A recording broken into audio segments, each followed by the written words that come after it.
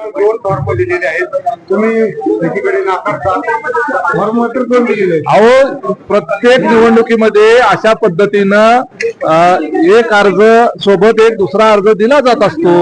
त्याच्यामध्ये एक लक्षात घ्या, सुरक्षिततेचा भाग म्हणून आपण तुम्ही आज बऱ्याच वर्षापासून वार्तांकन करता, त्यामध्ये सकाळी कोण दाखल करते?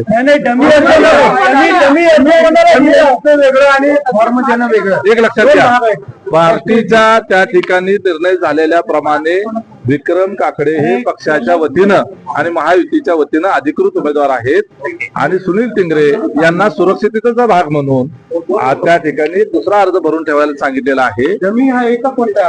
एक मिनिट, त्याला डमी म्हणा, सुरक्षिततेचा भाग म्हणा, ते काय म्हणायचं ते म्हणा. गोंधळ काय होता? पण एक तास झालं काही गोंधळ होता. बिलकुल गोंधळ कसा, अर्ज भरायला गर्दी झाली होती त्यामुळे तो जाणवत होता. पण काही नाराज पण आहेत असं बोललं जाते तुमचे कार्यकर्ते.